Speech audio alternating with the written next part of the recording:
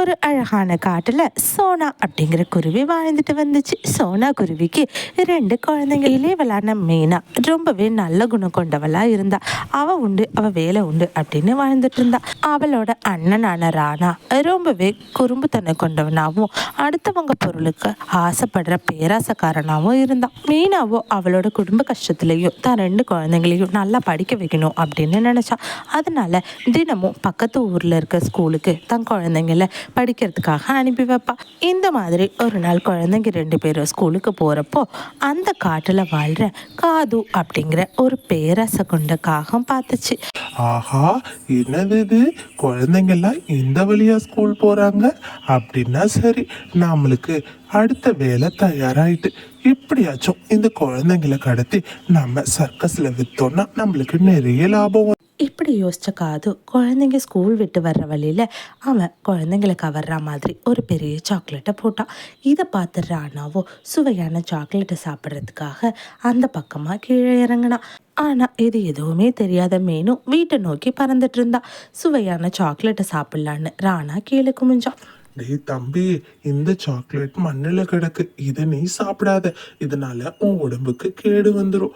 அதனால ஏன் வீட்டுக்கு வா, நான் இதை மாதிரி நிறைய சாக்லேட் வச்சிருக்கேன், உனக்கு தேவையானதை அங்கேயே சாப்பிட்டுட்டு நீ திரும்ப வந்துரு அப்படின்னு சொல்லி பேசி மெதுவா ராணாவை அவனோட வீட்டுக்கு கூட்டிட்டு போயிட்டான். அங்கிள், நீங்க சொன்ன அந்த சுவையான சாக்லேட் எங்க இருக்கு? எனக்கு உடனே அதை சாப்பிடணும் போல இருக்கு. டேய் தம்பி, இருடா, அவசரப்படாத, உனக்கு சாக்லேட் கொடுக்கறதுக்காக தானே இங்க அழைச்சிட்டு வந்திருக்க அப்படின்னு சொல்லி வேகமா வீட்டுக்குள்ள இருந்து ஒரு கூண்டை எடுத்துட்டு வந்து ராணா மேல போட்டு கூண்டுல அடைச்சு வச்சுட்டான். மீனா, உன் கூட வந்த அண்ணனை எங்க காணோம்? எங்க போயிட்டான் அவன்? அம்மா, அதுதாம்மா எனக்கும் தெரியல. நாங்க 2 பேரும் ஒன்னாதான் வந்தோம். ஆனா வீட்டுக்கு வந்து பாக்குறப்போ அவனை காணோம். அட, என்ன மீனா சொல்ற? இப்பதான் பக்கத்து வீட்டு ராணிக்காக சொன்னுச்சு, அங்க குழந்தை கடத்துற கும்பல் நிறைய பேரு ஸ்கூல் பக்கத்துல வந்திருக்காங்களாம். போன வாரம் கூட அவளோட அண்ணன் பையனை இப்படிதான் கடத்திட்டு போயிட்டாங்களாம். சரி வா, நாம போயிட்டு ராணாவை தேடலாம். 2 பேரும் சேர்ந்து ராணாவை வழி நெடுக தேட ஆரம்பிச்சாங்க. ஸ்கூல் பக்கத்துல இருக்கிற ஆத்து குளம் எல்லா பக்கமும் தேடினாங்க. இப்படி தேடியும் ராணா எங்கேயுமே கிடைக்கல. அப்படிங்கறதால ராணாவோட நண்பர்கள் வீட்டுக்கும் போய் அங்க அவன் வந்தானா அப்படிங்கறத பத்தி விசாரிச்சாங்க. புறா அக்கா, உங்களோட பையனை கொஞ்சம் கூப்பிடுங்களேன். நான் என் பையன் ராணாவை பத்தி அவன் கிட்ட கொஞ்சம் விசாரிக்கணும். இல்ல சோனா, இன்னைக்கு என் பையன் ஸ்கூலுக்கே போல, அதனால உன் பையன் இங்க வரல அப்படின்னு புறா சொன்னதும் அடுத்ததா அவங்க ராணாவோட நெருங்கிய நண்பனான டோலு வீட்டுக்கு போய் பார்த்தாங்க. சோனா ஆண்டி, ராணா என்ன போன வாரம் கன்னத்துல பயங்கரமா அடிச்சிட்டான். அதுல இருந்து நான் அவனோட பேசுறதில்ல. அதனால ராணா எங்க போனா என்ன ஆனா அப்படிங்கறத பத்தி எல்லாம் எனக்கு தெரியாது. நீங்க வேற எங்கேயாச்சும் தேடுங்க. இப்படியே ராத்திரி முழுக்க ராணாவை எங்கேயும் தேடியும் அவன் கிடைக்காததால மறுநாள் காலையில பொழுது விடிஞ்சதும், மீனா, நைட்டு முழுக்க நம்ம தேடிட்டோம், ராணா எங்கேயுமே கிடைக்கல. இதுக்கப்புறமும் நம்ம தாமதிக்காம 2 பேரும் வெவ்வேறு திசையில போய் தேடினாதான் நம்ம அண்ணனை கண்டுபிடிக்க முடியும். அதனால நீ ஒரு பக்கம் தேடு, நான் ஒரு பக்கம் தேடுறேன் அப்படின்னு சொல்லி பிரிஞ்சு தேட ஆரம்பிச்சாங்க. சோனா அந்த காட்டுல உயரமான மரங்கள்ல வாழ்ற பறவைங்களை தேடி போய் தான் பையனை பத்தி விசாரிக்க ஆரம்பிச்சிச்சு. ஆனா எல்லா பறவைங்களும் சொன்ன ஒரே பதில், உன்னோட பையன் ராணாவை நாங்க பார்க்கல அப்படிங்கிறது தான். அங்க இருந்து பக்கத்து காட்டுக்கு போயிட்டு அங்க இருக்கிற ஒவ்வொரு வீட்லயும் ராணாவை பத்தி விசாரிக்க ஆரம்பிச்சிச்சு.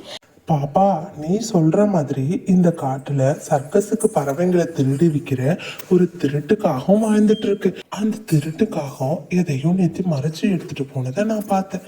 அங்க போய் விசாரிச்சுன்னா உனக்கு உன் அண்ணன் கண்டிப்பா கிடைப்பான். உடனே மீனுக்குருவி சர்க்கஸ்கார மாதிரி வேஷம் போட்டுட்டு அந்த காகத்தோட வீட்டு கதவை தட்டுனுச்சு. வெளியில வந்த காகமும், ஏ குருவியே, யார் நீ? எதுக்காக இப்ப என் வீட்டு கதவை வந்து தட்டுன? அண்ணன், நான் பக்கத்து கிராமத்துல சர்க்கஸ் நடத்துறேன். எனக்கு ஒரு அழகான ஆண் குருவி தேவைப்படுது, உங்ககிட்ட கிடைக்கும்னு சொன்னாங்க, அதான் வந்தேன். பேராசை கொண்ட அந்த திருட்டுக்காகவும் மீனுக்குருவியை தான் வீட்டுக்குள்ள கூட்டிட்டு போயிட்டு அதுகிட்ட இருக்கிற ராணாவை காட்டி அதுக்கு விலை வச்சு பேரம் பேச ஆரம்பிச்சிச்சு. அண்ணே, இந்த குருவியை நானே வாங்கிக்கிறேன். ஆனா இப்போதைக்கு நீங்க சொல்ற அளவுக்கு பணம் என்கிட்ட இல்லை. கொஞ்சம் டைம் கொடுங்க, நான் போயிட்டு உடனே எடுத்துட்டு வந்து அதை வாங்கிக்கிறேன். அப்படி சொல்லிட்டு அங்கேருந்து போன மீனு கொஞ்ச நேரம் கழிச்சு திரும்பவும் காகத்தோட வீட்டுக்கு வந்தான். காகமும் ரொம்ப ஆவலோட வந்து கதவை திறந்துச்சு. அதுக்கு அங்கே பெரிய அதிர்ச்சி காத்துட்டு இருந்துச்சு. அங்கே ஒரு போலீஸ்கார குருவியும் கூட நின்றுட்டு இருந்தா. ஏ காகமே, அப்ப இவ்வளவு நாளா இந்த காட்டுல காணா போற குழந்தைங்க எல்லாரையும் நீ தான் கடத்தி விக்கிறியா? உனக்கு இதுக்கு சரியான தண்டனை இப்ப நான் கொடுத்தே ஆகணும் அப்படின்னு சொல்லி போலீஸ்கார குருவி அங்கேருந்து ராணாவை காப்பாற்றிட்டு அதுக்கிட்ட இருந்த துப்பாக்கியை வச்சு அந்த காகத்தை அங்கவே சுட்டு கொண்டுடுச்சு.